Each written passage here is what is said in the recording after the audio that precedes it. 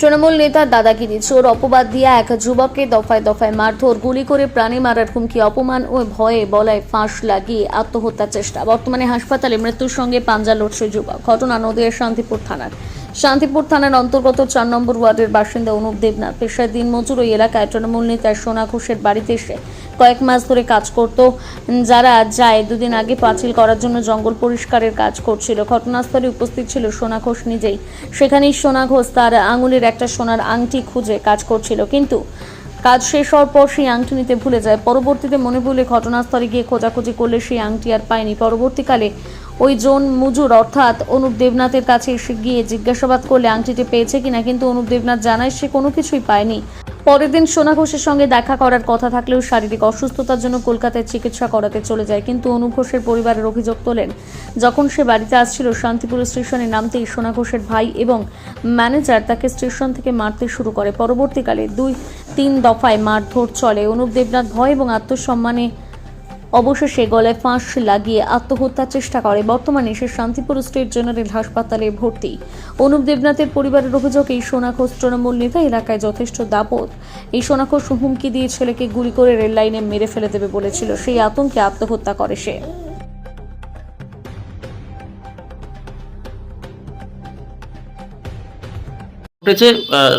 সোনা ঘোষ আপনার সঙ্গে সবসময় থাকে, তার বিরুদ্ধে একটা অভিযোগ এসেছে যে এক যুবককে সে বারবার মারধর করেছে এবং গুলি করে মেরে দেওয়ার হুমকি দিয়েছে। তার মা অভিযোগ করছেন, তার ওয়াইফ অভিযোগ করছেন, এবং সে সবসময় আপনার সঙ্গে থাকে। কি বিষয় এটা, কি জানেন, কি খবর আছে আপনার কাছে? বিষয়টা যেটা বলছেন সেটা সম্পূর্ণ সত্যি নয়। ওর একটা আংটি হারিয়ে গেছে, এই ব্যাপারে একটা উদ্ভূত পরিস্থিতি তৈরি হয়েছিল এবং যে পাড়ার যাকে সন্দেহ করা হচ্ছে সেই পাড়ার যে বাসিন্দারা বারবারির দায়িত্বে তারা দায়িত্ব নিয়ে বিষয়টা বসে মেটানোর চেষ্টা করছে বা মিটিয়ে দিয়েছে। আমার কাছে যেটুকু খবর আছে এই পর্যন্ত এইটুকু আমি জানি। এর সঙ্গে কোনো রাজনীতির কোনো বিষয়? না, এটা রাজনীতির কোনো সম্পর্ক নেই বা বিষয় নেই, কারণ এটা ওর ব্যক্তিগত ব্যাপার। বাড়িতে কাজ করছিল ছেলেটা এবং ওর একটা আংটি হারিয়ে যায়, সেটা সন্দেহবশত এই ঘটনা ঘটেছিল। তা বিষয়টা বারবারই দায়িত্ব নিয়ে বিষয়টা মেটানোর মিটিয়ে গেছে বা মিটতে চলেছে, এটুকু আমি জানি। এই সোনা ঘোষ কি আপনার দলেরই লোক? সোনা ঘোষ আমার 5 নম্বর ওয়ার্ড তৃণমূল কংগ্রেসের কনভেনার। আচ্ছা, কি নাম আপনার? আমার নাম প্রভাত বিশ্বাস, কাউন্সিলর 5 নম্বর ওয়ার্ড। শান্তিপুরের এক তৃণমূল নেতা এক যুবককে দফায় দফায় মারধর, চোর অপবাদ দিয়ে তাকে গুলি করে প্রাণে মারার হুমকি, রেল লাইনে ফেলে দেওয়ার মতো হুমকি, অপমান এবং ভয়ে তিনি আত্মহত্যার চেষ্টা করেছেন। বর্তমানে আশঙ্কাজনক অবস্থায় হাসপাতালে ভর্তি। কি বলবেন? সমাজটা এই মুহূর্তে ক্রিমিনালদের হাতে চলে গেছে, সম্পূর্ণভাবে সমাজ বিরোধীদের নিয়ন্ত্রণে। ফলে শুধু শান্তিপুর না, গোটা বাংলা জুড়ে এই অবস্থা। একটা মাপসোনায়ের যুগ চলছে। সেই মাপসোনায় যুগে এসে দাঁড়িয়ে এই সমস্ত যারা কাঠ মাফিয়া, বাগান মাফিয়া, বিভিন্ন ধরনের প্রমোটারির সঙ্গে যুক্ত এই সমস্ত লোকেরা প্রশাসনকে সাথে নিয়ে তারা দাপাদাপি করে বেড়াচ্ছে। এলাকায় এলাকায় তারা দাপিয়ে বেড়াচ্ছে, বিভিন্ন মানুষকে ভয় দেখাচ্ছে। তৃণমূল করার সুবাদে প্রশাসনের পুরো সমর্থন এরা পাচ্ছে, যার ফলে বিভিন্ন জায়গাতে যে বাহুবলী রাজনীতি, সেই বাহুবলী রাজনীতির সঙ্গে এরা যুক্ত হয়ে পড়ছে। ফলে সাধারণ মানুষ এদের অত্যাচারে অতিষ্ঠ হয়ে পড়ছে। তারা মানে শুধুমাত্র হুমকি দেখিয়ে, ভয় দেখিয়ে লোকের জমি দখল করে থেমে থাকছে না, তারা রীতিমতো প্রাণে মেরে ফেলার হুমকি দিচ্ছে এবং বিভিন্ন জায়গাতে বেশ কিছু মানুষের উপরে আক্রমণ ঘটাচ্ছে। আপনারা দেখেছেন যে শান্তিপুরে যে যুবকের উপরে যে প্রাণঘাতী হামলা হয়েছে, এই প্রাণঘাতী হামলার মূল নেপথ্যে যে আছে তার হিস্ট্রি আপনি জাজ করুন, দেখুন ওই এলাকার কাউন্সিলরের সঙ্গে তার সম্পর্ক কী, এলাকার বিধায়কের সঙ্গে তার সম্পর্ক কী। বিভিন্ন রকমের জনমানসে ওই ব্যক্তির যে চরিত্র, সেই চরিত্র নিয়ে আপনারা জানতে চান, তাহলেই আপনারা দেখতে পাবেন যে বর্তমানে পরিস্থিতি কী এসে দাঁড়িয়েছে।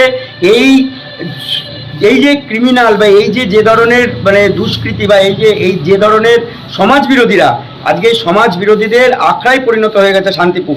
বর্তমানের এই শান্তিপুর সাধারণ মানুষ এদের দ্বারা অতিষ্ঠ হয়ে আগামী দিনে প্রস্তুত হচ্ছে কিভাবে এদের হাত থেকে মুক্তি পাওয়া যায়। আপনার নাম পরিচয়? ডক্টর সোমনাথ কর, মুখপাত্র, নদিয়া দক্ষিণ সাংগঠনিক জেলা বিজেপি।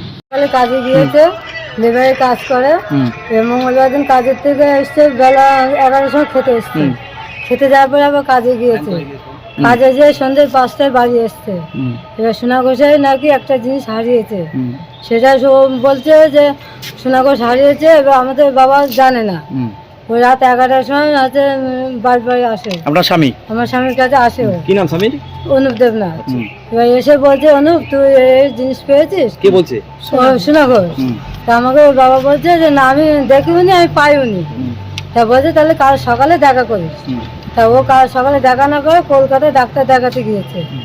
মাঝে ব্যথা আগের দিন রাতে উঠতে পারিনি, ও কলকাতায় ডাক্তার দেখাতে 7:30 ট্রেনে গিয়েছে। আপনার স্বামী? হ্যাঁ আমার স্বামী গিয়েছে। আচ্ছা, তারপর? এবার ও বাড়ি আসে আমাকে বললো যে এরকম বৌমা এরকম অনুপ করেছে।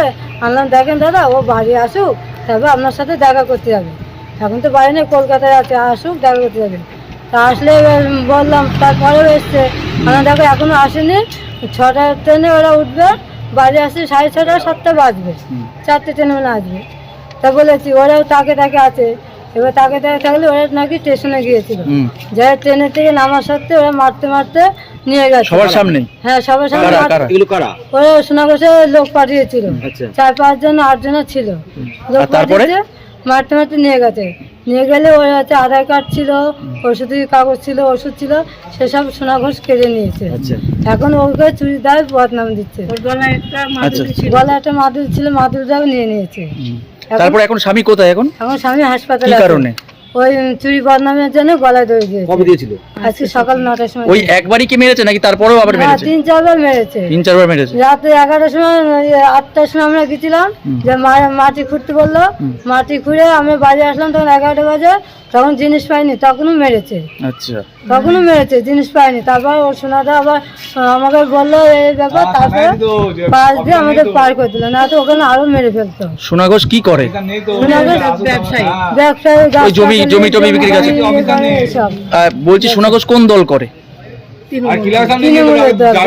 জানি না। এখন কি ভয়ে আছেন যে সোনা ঘোষ যখন তখন আবারও মারতে পারে? হ্যাঁ ভয়ে আছে, সকালেও নিয়ে গেছে, যে মেরেছে। আচ্ছা, এখন কি থানায় এসেছেন?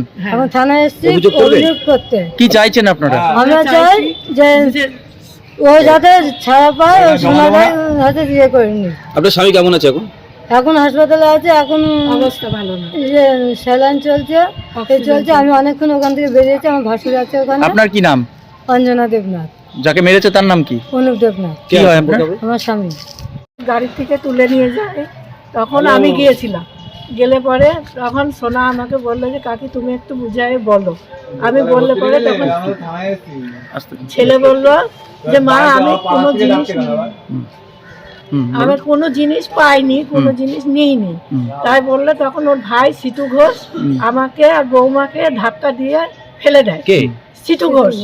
সিটু ঘোষটা কি ওর ভাই? কার ভাই? সোনা ঘোষের ছোট ভাই। ফেলে দেয়, ফেলে দেওয়ার পরে সিটু ঘোষ আমার পিঠের পরে 2টো বাড়ি মারে, চর মারে। মারলে তখন আমি বাইরে চলে আসলে তখন আমি বলছি তুই আমাকে মারলি কেন? বলছে তুমি অসুস্থ মানুষ, তোমাকে মারবো কেন? তখন বলছে কি উজ্জ্বল দেবনাথ চোরের গোষ্ঠী। আমি বলছি চোরের গোষ্ঠী কিরা সেটা তোরা নিজেরা বুঝে দেখ। তারপর কি হলো? তারপরে তখন আমি ওখান থেকে ছেলেকে নিয়ে চলে আসলে বললে 1 ঘন্টা সময় দিলাম যে তোরা খেয়ে দে আবার আসবি। অনুপ দেবনাথ। তখন ছেলেকে নিয়ে আমি চলে আসলাম, ছেলে হাঁটতে পারছে না, নিয়ে চলে আসলাম। হাঁটতে পারছে না কেন? মারধর করেছে, প্রচন্ড মানে পিঠে পায়ে কুদালের ডামাটি দিয়ে পিটিয়েছে, মাথায় পিঠে ইয়ে পায়ে।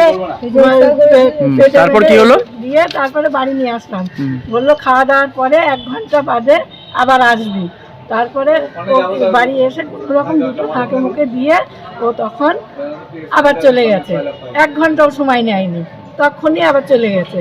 গেলে পরে তখন ওখানে সব মাটি খোঁড়াখুড়ি করে খোঁজাখুঁজি করেছে, পাইনি, না পাইলে আবার মারধর করেছে। সোনা ঘোষের ভাই সিটু ঘোষ। সিটু ঘোষ বলরাম ওর ম্যানেজার। ওর ম্যানেজারের টাইটেল জানি না, ওর ম্যানেজার সব মারধর। এখন অনুপ কোথায়? হাসপাতালে। কি কারণে? ওই আত্মসম্মানের ভয়তে মানে গলায় দড়ি দিতে গেছিল। কি মানে মারধর কারা করছিল? সোনা ঘোষ। ও কি করে, কোন দল করে, কি করে? তৃণমূল করে। ওর কাজটা কি করে? ওর ব্যবসায়ী। কি ব্যবসা? ওর হচ্ছে মিল আছে, তারপরে আপনার ওই বাগান টাগান, জমি বাগান বিক্রি করে। বাগান বিক্রি করে। এই সব। ও কি এলাকায় এরকম করেই বেড়ায়? হ্যাঁ ও এরকম করে মানে মারধর করে বেড়ায়। হ্যাঁ। আচ্ছা, আপনারা কি ভয়ে আছেন? আমরা খুব ভয়ে আছি। কি চাইছেন? আমার ছেলেকে বলছে গুলি করে মেরে দেবো, আচ্ছা। রেল লাইনে নিয়ে যাই হচ্ছে গুলি করে মেরে দিয়ে রেল লাইনে ফেলে দিয়ে ট্রেনে চাপা দিয়ে দেবো, এইভাবে ও হুমকি দিচ্ছে ওর ভাই। আমার ছোট ছেলে সকালবেলা যে বলেছে যে আচ্ছা শোনাদা, তোমার যদি কোনো প্রমাণ থাকে তাহলে আমার কাছে দিয়ে দাও, তাহলে আমরা আমার দাদাকে থানায় হ্যান্ড ওভার করে দেবো যদি প্রমাণ থাকে। আমার ছেলেকে বলেছে যে তুই প্রমাণ চাইছিস বলেই মারধর। এই যে মেরেছে, মাথায় মেরেছে। কি নাম, আপনার নাম কি দিদি? আপনার নাম কি? আমার নাম শিবানী দেবনাথ। যে যাকে মারধর করেছে তারা কে হয় আপনার? আমার ছেলে ছেলে হয় যাকে মারধর হ্যাঁ, করেছে। ছেলে। ঘটনাটা কি হয়েছে? ঘটনাটা হচ্ছে ভাই সোনা ঘোষের ওখানে কাজ করে, তিনজনা মিস্ত্রি দিয়ে কাজ করে। কাজ করতে করতে সেদিনকে ওর মানে মিস্ত্রি আর একটা লেবার এক সাইডে কাজ করছে, ভাই সোনা ঘোষকে নিয়ে আলাদা সাইডে কাজ করতে করতে ওর আংটিটা খুলে রেখে দেয়। রেখে দেওয়ার পরে ঘন্টা তিনেক পরে ও খোঁজ করছে, আমার হাতে আংটি নেই। তখন আবার খোঁজাখুঁজি করে পাইনি, না পাওয়ার পরে আবার রাত্রে ভাইয়ের কাছে গেছিল। ভাই আবার বলেছে আমি যাব সকালে। ভাই আবার, ভাইয়ের একটাই দোষ, ভাই কিছু না বলে ভাই চলে গেছে কলকাতায় ডাক্তার দেখাতে। এটাই হচ্ছে ভাইয়ের অপরাধ। সন্ধ্যেবেলায় ওটা স্টেশন থেকে ধরে এনে মারামারি মারধর করেছে। আবার ভাইকে কে মেরেছে? ওই সিটু বলরাম। কার লোক এটা সব? সোনার লোক। আচ্ছা, তারপরে? সোনার ভাই সিটু ঘোষ আর বলরাম ওর ম্যানেজার, কোম্পানির ম্যানেজার। তারপরে বাড়ি পাঠিয়ে দিয়েছে। তারপরে যাওয়ার পরে আবার মেরেছে ওর সিটু, তারপরে বলরাম, এরা আবার মেরেছে। মারার পরে কালকে আবার সকালে ওরে হসপিটালে নিয়ে এসেছিলাম, এক্সরে টেরা করলো, ওষুধপত্র দিয়েছিল। কারণ ডায়েরি এখনো লিখে আসছিলাম না, এখন সব গেছে। ওর বৌদি, ভাইয়ের বৌদি, আমার মা। আবার ও ডেকেছিল সবার সামনেই মারধর করেছে? হ্যাঁ, ডেকে নিয়ে। আচ্ছা। ও নিজে মারিনি, ওর ভাই মেরেছে, বলরাম মেরেছে, নিজে মারিনি। তারপরে আজকে সকালে আবার খুঁজতে গিয়েছিল। সকালে ওর গায়ের দিনে আমার ভাই বলেছে, আচ্ছা শোনাদা একটা কথা, যে যদি ওর না নিয়ে থাকে, তা যদি নিয়েও থাকে এই প্রমাণটা একটু দেখাবা। ওই আমার ভাইকেও মেরে কেটে কুটে দিয়েছে ওর ভাই। আবার সকালে, আজকে সকালে কি হয়েছে? আজকে সকালে এই ঘটনা হচ্ছে, ওর ভাই আমার ভাইকে মেরেছে। যে আপনার ভাই তারপরে কি করলো? ভাই এই হসপিটালে এসেছিল, এসে ট্রিটমেন্ট করে থানায় গিয়েছে। এখন ভাই কোথায়? ভাই থানায়। আর এই যে ভাইয়ের ওই কেস, সেই ভাই এই যে গলায় ধরে দিচ্ছিল, মানে যে আংটি নিয়ে কেস, সেই ভাই গলায় ধরে দিচ্ছিল, হসপিটালে ভর্তি। দুই ভাইকে মেরেছে? হ্যাঁ। আচ্ছা, মানে যেই ভাইকে অপবাদ দিচ্ছিল সেই ভাই গলায় দড়ি দিয়েছে? হ্যাঁ। এখন কেমন আছে? এখন হসপিটালে ভর্তি আছে, ডাক্তার বললো উপরের ঘরে পাঠিয়ে দেবে। বারবার তাহলে মারধর করেছে? হ্যাঁ, তার কারণ আমাদের ছেলেও একটা যে সকালে বললো, তোরা যদি এই মেরে ফেলে আদায় করতে পারি তাহলে পুরো মেরে ফেল। সোনা ঘোষটা কি করে, কোন দল করে? তৃণমূল করে। ও অ্যাকচুয়ালি কি কাজ করে? ওর কাজ কোম্পানি চালায়, ওই হচ্ছে ওই যে বাইরের মেশিন আনে, প্রমোটারি জমি জায়গা কেনা কিছু করে? কি করে? ওই প্রমোটারি করে। আর ওই মানে মেশিন আছে সেই কাপড়, থান কাপড়ের। এলাকায় কি ওর কি বিশাল ক্ষমতাশীল নাকি? আপনারা কি এখন ভয়ে আছেন? ভয়ে তো লোকজন আলোচনা করে। এখন আমরা এই থানা একটা ব্যবস্থা যদি এর কিছু হয়ে যায় পরবর্তীতে। কাউন্সিলর কে আপনাদের? হ্যাঁ, কাউন্সিলর পলি গোস্বামী। পলি গোস্বামীকে জানিয়েছিলেন? না, ওর কিছু জানায়নি। কি নাম আপনার? আমার নাম উৎপল দেবনাথ। কোথায় বাড়ি আপনার? কামারপাড়া লিচি বাগান। কত নম্বর ওয়ার্ড? 4 নম্বর ওয়ার্ড। পলি গোস্বামী কাউন্সিলর। আচ্ছা, আর সোনা ঘোষের বাড়ি কোথায়? 5 নম্বর ওয়ার্ডে। 5 নম্বর ওয়ার্ডে কাজ করছিল কোথায়? ওর বাড়িতে? ওর বাড়িতে একটা কমপ্লেন হচ্ছে, অভিযোগ জমা পড়েছে। হ্যাঁ, এবার আমি গত মঙ্গলবারের দিনকে আমার লেবার মিস্ত্রি আমার বাগানে কাজ করে। এবার আমার এখানে কাজ করছে দীর্ঘদিন ধরে। এবার সেই কাজ করলে এবার সেখানটাই ওদের একটা জায়গা আছে আমার। ওরা কাজের শেষের দিকে জিজ্ঞাসা করছিল, দাদা আমরা তো এখন 1:45 বাজে, তা আমরা চলে যাব, তার কোনো কাজ আছে কি? আমরা হ্যাঁ একটা কাজ আছে, ওই পাশে একটা পাঁচিল দিতে হবে। যদি বলে তাহলে আমার এই লেবারটাকে দেখিয়ে দাও। মিস্ত্রি বললো। আমি লেবারটাকে নিয়ে যাই, নিয়ে গিয়ে সেখানে দেখি মাথায় 2টো পোল আছে, মাঝখানে তার কাটা আছে। তা ওই তার আমাকে বললো, দাদা এই তারটা একটু ধরে তাহলে আমি, আমার হাতে আংটিটা ছিল, একটা হীরের আংটি। এবার আংটিটা যেহেতু ঢিল, এবার ওখানে একটা চালনি আছে পাঁচিলের পরে, আমি আংটিটা রাখি চালের মধ্যে, ঠিক আছে? রাখলে এবার গিয়ে ওর সাথে আমি একটু কাজ করি, মিনিট 20 কাজ করি, করে আমি আমার মতো বেরিয়ে বাড়ি চলে গেছি। এবার আংটিটার কথা কোনো সন্দেহ থাকে না। এবার বাড়ি গেছি, এবার সন্ধ্যে যখন খেতে যাব সেই টাইমে হাত ধুতে গিয়ে দেখি আমার হাতে আংটি নেই। আমি ছুটতে আসি, তার ইতিমধ্যে মিস্ত্রিরা বাড়ি চলে যায়। তখন 9টা নাগাদ আর কি। যা হোক, সেটা মিস্ত্রিকে ফোনে পাইনি, লেবারের বাড়িতে আমি দুজনকে পাঠাই। গিয়ে ওর যেহেতু আমার সাথে ছিল অনুপ বলে ছেলেটা, অনুপ দেবনাথ, তা ওর বাড়িতে গেছে আমার ভাই আর আমার কোম্পানির এক ম্যানেজার আছে, দুজনে গিয়ে জিজ্ঞাসা করেছে। তো ও বলেছে যে এরকম দাদাকে বলবি সকালে যাচ্ছি, এরকম দাদা একটা কী রাখলো আমি তো দেখিনি, আমি সকালে দাদার সাথে দেখা করছি। হ্যাঁ, ভালো কথা। এবার সেই জিনিসটা সকালবেলায় মিস্ত্রিকে ফোন করলাম, মিস্ত্রি বললো আমি এক্ষুনি আসছি ওকে নিয়ে। ওকে বলতে গেছে, ও বলছে আমি এরকম না আমি কলকাতায় যাবো। বলে কী হয়েছে তোর? বলছে আমি যাবো কলকাতায়, এরকম আমার কলকাতায় যেতে শরীর ভালো লাগছে না, ডাক্তার দেখাবো। বলে ওর মতো যা হোক ও বেরিয়ে গিয়েছে। মিস্ত্রিকে আমায় বললো ও আসতে না, এরকম ও নাকি ডাক্তার দেখার যাবে। আমি তোমায় বলেছে কালকে? বললো না, আমায় তো কিছু বলিনি। তখন আমি আবার সঙ্গে সঙ্গে আমার ভাইকে আর একে পাঠাই যে দেখতো বাড়িতে, এসে দেখো নেই, বেরিয়ে গিয়েছে। ওর ফোনও যোগাযোগ করতে পারছি না। 12টা নাগাদ ওর ভাইরার সাথে গিয়েছিল, আমরা কন্ট্যাক্ট করি, ভাইরার নাম্বার পাই, দিয়ে তখন ভাইরাকে ফোন করি যে দাদা তখন এই ব্যাপার, আমার আংটিটাতে এরকম পাচ্ছি না এখান থেকে, ও তো দেখাও করলো না, চলে গেছে। তা যদি ও নিয়ে থাকে, ও জানি আংটিটা বেচে কিনা না করে, ওকে বলবেন আমার খুব পাথরটা আমার খুব দরকারি, আমি দীর্ঘদিন ব্যবহার করি ওটা। তা বলে ঠিক আছে দাদা, আপনার অসুবিধা নেই, আমি ওকে সাথে করে নিয়ে যাচ্ছি। তারপরে যথাযথি এই আসছি, 12টায় আসছি, 1টায় আসছি, এই করতে করতে লাস্টে গিয়ে 6টায় আসে। এসে যখন জিজ্ঞাসা করছি বিভিন্ন রকমের যেভাবে যে তুই ভাই যদি নিয়ে দেখ, আমার এখানটা তুই আর আমি ছাড়া কেউ ছিল না, তোর মিস্ত্রি 2-2.5 ঘন্টা পরে এখানে ঢুকেছে, তাহলে কোথায় গেল? বলছে দাদা আমি করো। এবার বলছে আমি একটু মাথা ঠান্ডা মাথায় ভাবতে দাও, আমি তোমার ওটা অসুবিধা নেই, তুমি পাবা। তারপরে ওর বউ ছিল, বউ বলছে দাদা আপনার ওটা দাম কোথায়? বললাম দেখো বাজার মূল্য দেখতে গেলে 4 থেকে 5 লাখ টাকা মূল্য আছে ওটা। তো বলছে আপনাকে আমি 5 লাখ টাকা দিয়ে দেবো, আমাকে 1 বছর সময় দেন। আমরা এবার কিরকম কথা বলছি, তুই কোথায় বেচেছো বলো, তুই যদি বলিয়ে বেঁচে থাকো বলো, আমি সেটা নিয়ে আসবো। ঠিক আছে, এই চলছে, এখন দিচ্ছি তখন দিচ্ছি, এইভাবে চলছে। এখন পর্যন্ত আমি পাইনি। আমি না, স্টেশনে এসে নাকি নামিয়ে মারধর করা হয়েছে, কেউ গায়ে হাত দিয়ে- দফায় দফায় মারধর না, করা না, হয়েছে। এগুলো একদম মিথ্যে। এখন অনুপ কোথায় আছে জানেন আপনি? এখন অনুপ যেটা শুনছি, সকালে আমাকে জিনিসটা দেওয়ার কথা ছিল, আমাকে একদম ফাইনাল কথা দিয়েছিল যে আমি দাদা কথা দিচ্ছি তোমাকে, শুক্রবার সকালে ওর বউ ছিল, বলে আমরা দিয়ে দেবো, শুক্রবার সকালে এসে দিয়ে যাবো। পরিবার দাবি করছে আজকেও মারধর করেছে। এবার ওর গায়ে কেউ হাত দিনি। অনুপ কোথায় আছে জানেন আপনি? হ্যাঁ, এবার বলি, এবার তারপরে ওখান থেকে গেল, ওর পাড়ার ছেলেগুলি সব ছিল, পাড়ার লোকজনও গিয়েছিল, বললো দেখো ওর কথা তো আমরা বুঝে গেছি, ওই নিয়েছে, কিন্তু ও দেওয়ার কথাও তোমাকে দিয়ে দেবে। সকালবেলায় বললো আমি খুঁজে দেবো। এবার আমি ভাবছি হয়তো খুঁজে দেবে, ওপেন দিতে পারছে না, হয়তো কাছে আছে, এসে দিয়ে দেবে। খুঁজতে গিয়ে আবার দাদা আমি পাচ্ছি নি, এরকম আমি তুমি একটা 8-2 দিন ঘুমাতে, আমার অত সময় নিচ্ছিস কেন? তুই বিপদী লোক, তুই আমাকে কাজ করিস, আমি তো তোর এগেনস্টে সব রকমভাবে টেপ নিতে পারতাম। আমি একটা মিসিং ডায়েরি ছাড়া কিছু করে রাখিনি। তা তুই আমার জিনিসটা নিচ্ছিস ভাই, তুই আমার ভাইয়ের মধ্যে তুই আমার জিনিসটা দিয়ে দে। ঠিক আছে, তো আমাকে আর আমার পাড়ারও একটা ছেলে ছিল, ভীম বললো শোনা আমাকে একটা দিন সময় দাও, তোমার জিনিস দিয়ে দেবে। আমার ঠিক আছে, চলে এসছে। এইবার এসে যেটা করেছে শুনলাম যে এরকম হাসপাতালে গেছে নাকি, ঝুলতে গেছে। এখন আমি এটা সঠিক জানি না, শুনছি আমার লোক। দেখা করতে গেছিলেন আপনি? হ্যাঁ, আমার সব ইয়েটা গিয়েছিল, গিয়ে দেখেছি ভালোই আছে। আজকে আমার সাথে আবার ওখান থেকে দাদা ফোন, আপনি কি ওকে গুলি করে মারার হুমকি দিয়েছেন? কোনো রকম না, সে কাজ নেই, এসব বলতে যাবো কেন? যদি তাই হতো তাহলে আমি তো কেস কামারিতে যে ওকে ভিতর ঢোকাতে পারতাম, আমি নিজে এসে ওর বাড়িতে আসবো। তো আমি আমার ভাইকে পাঠিয়েছি যে ওকে ডেকে আন। আপনি কোন দল করেন আপনি?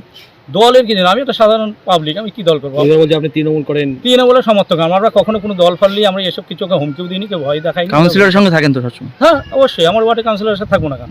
কিন্তু আমরা কখনো ওকে কোনো হুমকি ঠেট কেউ কিচ্ছু করিনি। এটা মানে ও যে অভিযোগ তুলছে পুরো ভিত্তি একদম। এবার জিনিসটা ও ছাড়া আমার ওখানে ও আর আমি ছাড়া কেউ ছিল না, আমার জিনিসটা ওই নিয়েছে।